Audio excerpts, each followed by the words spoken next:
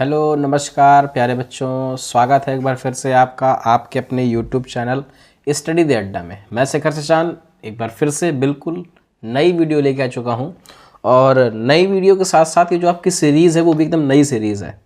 जैसा कि जो बच्चे हमसे पिछले समय से जुड़े होंगे उनको पता होगा कि हमने अभी तक नरेशन के 2024 से लगा करके 2019 तक के क्वेश्चंस आपको पुराने PYQ सॉल्व कराए हैं।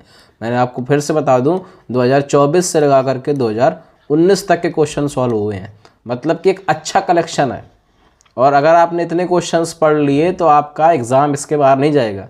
आपका जो नरेशन का टॉपिक होता है वो आपका एग्ज़ाम में 2 मार्क्स का आता है और 2 नंबर आपके इसके बाहर किसी हालत में नहीं जाएंगे। अब जो आज का टॉपिक है आप देख सकते हैं सिंटैक्स का टॉपिक है, और जो सिंटैक्स होता है ये पूरी ग्रामर का सबसे अच्छा टॉपिक है और इसके 2 क्वेश्चन आते हैं और दोनों क्वेश्चन 2-2 नंबर के होते हैं, तो मतलब कुल मिलाकर के आपके 4 नंबर हो गए। यानी जो पूरा सिंटैक्स होता है वो 4 नंबर का आता है और सबसे अच्छा टॉपिक यही है क्योंकि इसमें कुछ खास पढ़ना नहीं है। छोटी छोटी सी एरर्स होती हैं, एरर्स को पहचानिए और पहचानने के बाद उनको सही कर दीजिए। ये तो ऑप्शन के फॉर्म में होगा तो ऑप्शन के फॉर्म में उसको टिक करिए या क्रॉस करिए। उम्मीद करते हैं आप सभी लोग बहुत अच्छे से अपनी पढ़ाई को कर रहे होंगे क्योंकि आपके एग्ज़ाम्स बहुत नज़दीक आ रहे हैं। और अगर नहीं शुरू करें अपने पढ़ाई को तो अब शुरू कर दीजिए क्योंकि जब जागो तभी सवेरा।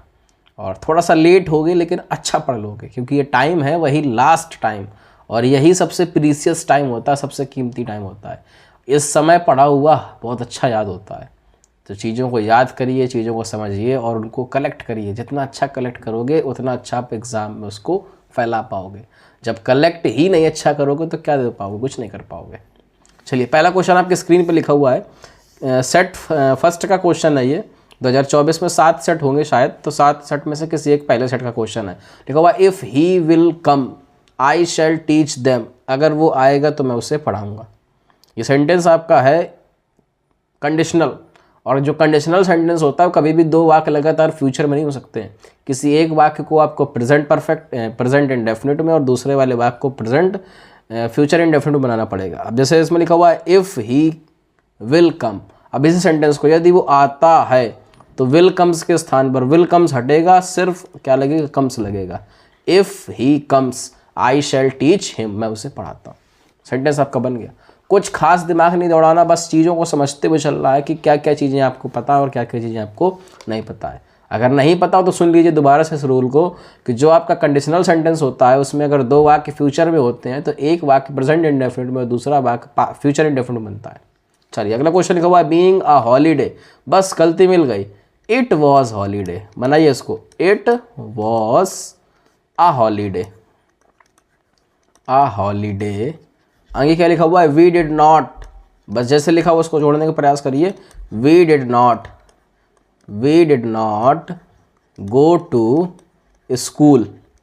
बन गया सेंटेंस, कोई गलती नहीं, कोई मिस्टेक नहीं, बड़े आराम से सेंटेंस बन गया। चलिए अगला क्वेश्चन देखिए। कुछ शायद आपने नियम पढ़ा हो। एक नियम होता है जब जूनियर, सीनियर, इन्फीरियर, प्रायर आदि शब्द आते हैं तो उसके साथ में कभी भी देन नहीं आता। उन सारे शब्दों के स्थान पे टू आता है, तो देन हटेगा, टू लगेगा, सेंटेंस बन जाएगा।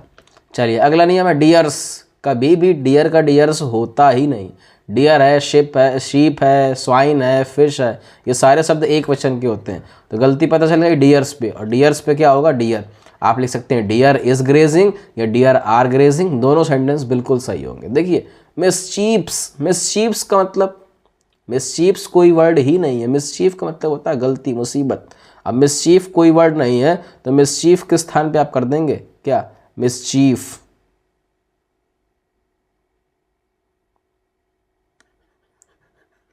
मिसचीफ। और दूसरी बात, यहाँ पर बेंट के साथ में इन नहीं आएगा, बेंट के साथ में आपका ऑन आएगा। तो 2 गलतियाँ, दोनों गलतियाँ आप सही कर सकते हैं।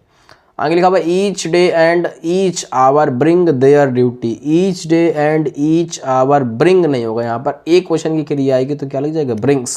क्योंकि ईच और एवरी जो शब्द होते हैं वो हमेशा एक वचन के होते हैं और एक वचन के होते हैं, इस वजह से इनमें एक वचन की क्रिया आएगी। और जब एक वचन की क्रिया आएगी तो मैंने उस पर एस या एस का यूज़ कर दिया। आई होप ये 4 सेंटेंस, जो भी 6 सेंटेंस आपको समझ में आए होंगे। चलिए अगले क्वेश्चन की तरफ बढ़ते हैं। अगला क्वेश्चन लिखा हुआ the manager dripped the principal with all powers. With all powers. अब देखिए बात किसकी हो रही है, the manager dripped the principal with of अब विथ के स्थान पे क्या होगा, ऑफ होगा, ऑफ ऑल पावर्स। अब देखिए खेल किसका है, प्रीपोजिशन का। अगर प्रीपोजिशन आपने पढ़ा होगा तो शायद आपको पता हो इस बात को, यहाँ पर विथ नहीं आएगा, विथ के स्थान पे क्या आएगा, ऑफ आएगा। अब एक बात और, अगर आप प्रीपोजिशन को हटाएंगे तो फिर प्रीपोजिशन ही लगाएंगे, अगर आपने कंजंक्शन को हटाया तो कंजंक्शन ही लगाएंगे। चलिए नीदर नॉर, दोनों शब्द एक वचन के होते हैं तो कभी भी वर्ब नहीं लग सकता, यहाँ पे हमेशा क्या आएगा, वॉज आएगा, एक वचन का वर्ब है। चलिए टायर्ड ऑन, कभी भी टायर्ड के साथ ऑन नहीं, टायर्ड के साथ ऑफ आता है, टायर्ड ऑफ। सीनियर, फिर से देखिए शब्द मिल गया, देन के स्थान पे क्या आ जाएगा, टू आ जाएगा। बहुत सीधी सी बातें हैं, कुछ खास समझने वाली बातें नहीं, बहुत अच्छे से समझ सकते हैं आप। चलिए अगला शब्द लिखा है मोर प्रेफरेबल, दिमाग लगाइए, प्रेफरेबल, प्रेफरेबल। फिर से भाई शब्द जूनियर, सीनियर, इन्फीरियर, क्या लगेगा, देन हटाएंगे, टू लगा देंगे, टू लगते ही सेंटेंस एकदम कंप्लीट। चलिए अगला सेंटेंस है 2 ईयर पास्ड, 2 साल गुजर गए। चलिए 2 ईयर, 2 साल, निश्चित या अनिश्चित, तो पता चला अनिश्चित, सेंस के स्थान पे क्या आ जाएगा, फॉर आ जाएगा। कभी भी पुअर, पुअर का जब बहुवचन बनता है तो पुअर में एस से नहीं लगता, सेंटेंस बिल्कुल सही है। लेकिन अगर आपने द पुअर्स लिख दिया तो गरीब लोग, पुअर का मतलब सिर्फ गरीब, लेकिन द पुअर का मतलब गरीब लोग। द इंग्लिश का मतलब अंग्रेज लोग, और इंग्लिश का मतलब सिर्फ भाषा। मराठी भाषा, अगर द मराठी मतलब मराठी बोलने वाले लोग। आई होप बातें आपको समझ में आ रही होंगी। Do you take pride of your work, बताइए सेंटेंस पे क्या गलती है, इस पे पंचुएशन की गलती है, लास्ट में क्वेश्चन मार्क लगेगा, सेंटेंस बिल्कुल सही है। अब कुछ लोग दिमाग लगाएंगे तो मैं थोड़ा सा उनको बता देता हूँ, जानकारी दे देता हूँ कि डू नॉट, अगर मान लीजिए सेंटेंस की शुरुआत हो रही है डू नॉट से, तो निश्चित सी बात है जिस सेंटेंस की शुरुआत डू नॉट से होगी वो सेंटेंस हमेशा आज्ञा देगा, आदेश देगा। अब आदेश किस लिए देगा, किसी को मना करने के लिए, जैसे do not do this work, इस काम को ना करो। लेकिन यहाँ पर आप देखेंगे कि डू के बाद में क्या है, सब्जेक्ट आया है, और यहाँ पर जो ये डू है वो एक हेल्पिंग वर्ब के रूप में है। हेल्पिंग वर्ब, फिर सब्जेक्ट, फिर उसके बाद मेन वर्ब, इस तरह का स्ट्रक्चर है। और जब इस तरह का स्ट्रक्चर होगा तो सेंटेंस आपका अफर्मेटिव, वो सेंटेंस आपका इंट्रोगेटिव होगा, और जब सेंटेंस इंट्रोगेटिव होगा तो लास्ट में क्वेश्चन मार्क तो लगना निश्चित है। तो आई होप बातें आपको मेरी समझ में आई होंगी। ये 2024 के कुछ सिंटैक्स के क्वेश्चंस थे जो मैंने आपको बताए, आप इन क्वेश्चंस को एक बार देखिए, बहुत आसान क्वेश्चन है।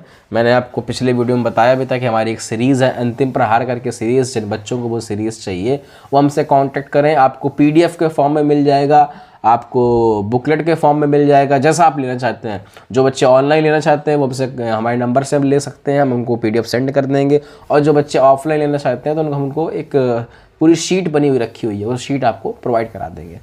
तो चलिए मिलते हैं अगले वीडियो में, तब तक के लिए भैया सभी को जय हिंद।